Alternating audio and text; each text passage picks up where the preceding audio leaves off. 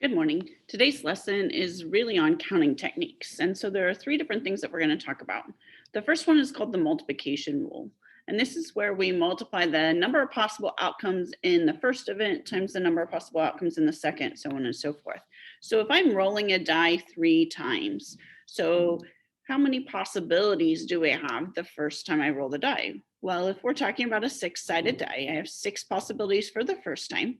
I have the same 6 for the next one and the same 6. So I get 216 different ways that can happen.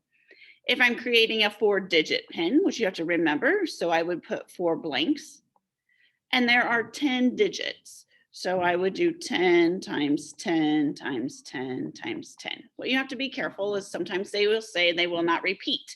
If they do not repeat and we're doing a 4-digit pin, we would have 10, 9, 8, and 7. And we would multiply all those together. And really that's what the multiplication rule is doing.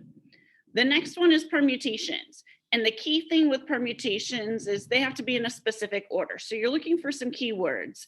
So arrangement, ranking, first, second, third place, assigning a specific role. Those are different ways to denote permutations. So there's actually 3 rules that go with permutations. The first one is you're just going to say, I'm going to arrange 3 things. So that means I want to do all of them. So I'm going to do really, it's a 3 factorial, which if you remember is 3 times 2 times 1. Now the next one's saying, okay, what if you have more than what you want to arrange? So what if I had 5 and I only want to arrange 3 of them? That is 5p3. And the formula that we use for that is here. So we would be taking 5 factorial over 5 minus 3 factorial, which is really 5 factorial over 2 factorial. 5, 4, 3, 2, 1. And then we have a 2 times a 1. And what you'll notice is those last pieces will cancel.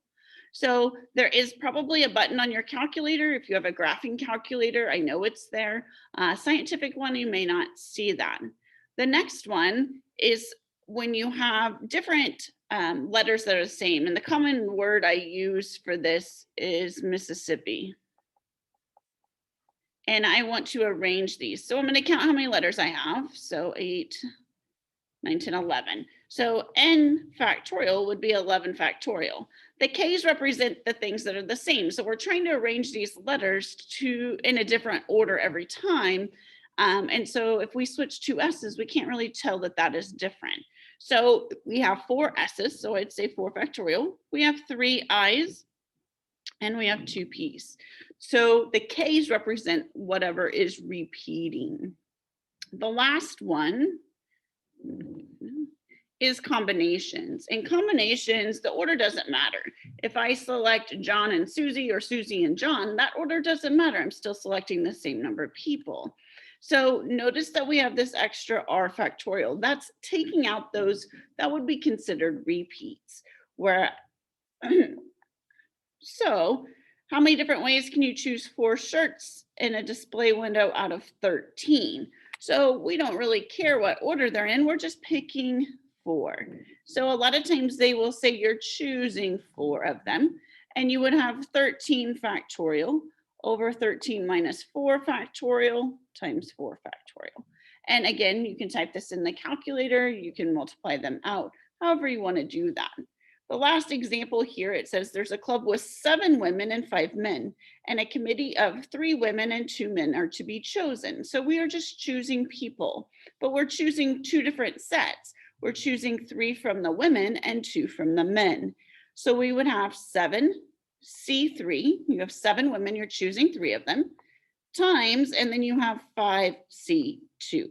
And again, you're going to type this in the calculator to get the answer. There's some other videos or PowerPoints and stuff online. So if you have any questions, please make sure that you reach out. Have a great day.